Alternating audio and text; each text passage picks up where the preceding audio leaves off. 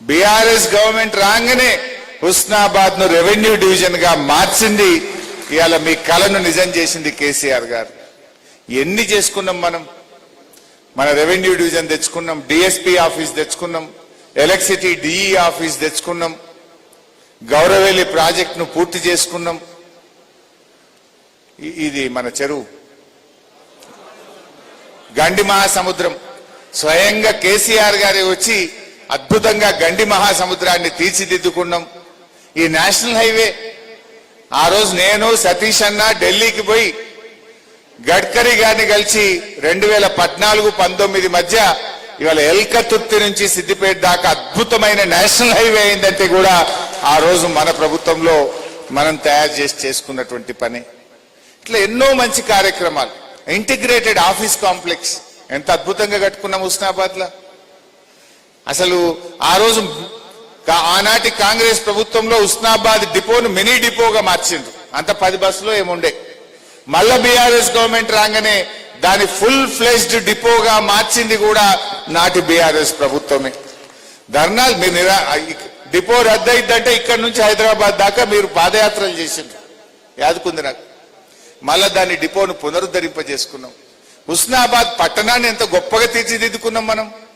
రోడ్లు గాని అసలు గల్లీ గల్లీ మా సతీష్ అన్న అడుగుడు ప్యాకేజ్ తెచ్చుడు 30 కోట్లు 20 కోట్లు 15 కోట్లు ప్రతి దఫాలో హుస్నాబాద్ పట్టణ అభివృద్ధి కోసం అనేక డబ్బులు సమకూర్చుకొని ఈ పట్టణాన్ని అద్భుతంగా మనం తయారు చేసుకున్నాం.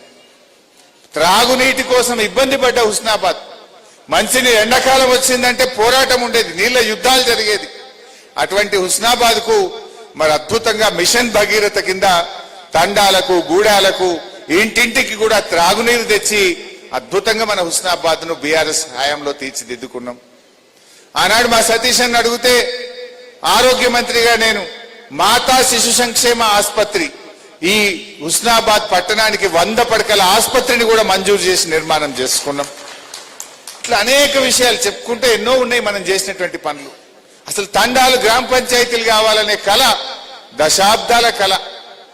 ఆనాటి కాంగ్రెస్ తండాలు గ్రామ పంచాయతీలు చేస్తామని మాట తప్పితే బీఆర్ఎస్ ప్రభుత్వ హయాంలో ఈ రాష్ట్రంలో 3400 తండాలను గ్రామ పంచాయతీలుగా చేసుకున్నాం.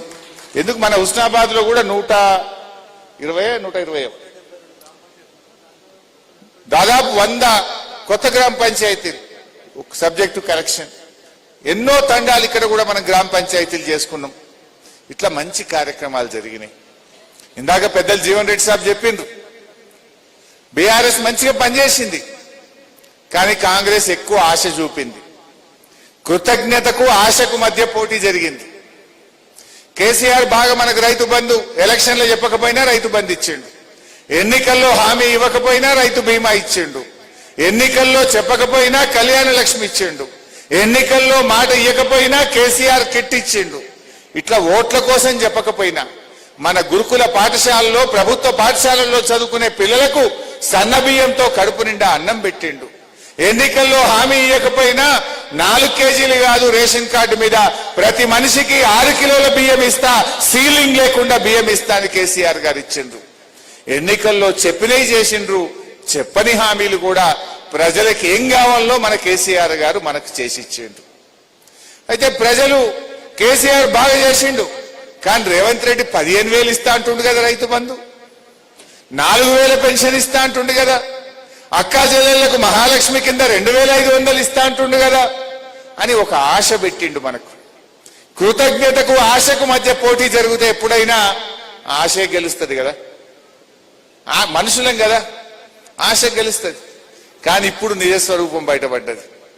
రేవంత్ రెడ్డి మనల్ని మోసం చేసిండు, రేవంత్ రెడ్డి మాటలకు మాత్రమే పరిమితమైంది తప్ప ఆయన చెయ్యడు. అరే మనం కేసీఆర్ గారిని అనవసరంగా పొడగొట్టుకున్నాం అనేటువంటి విషయం ఇప్పుడు ప్రజలకు అర్థమైతా ఉంది.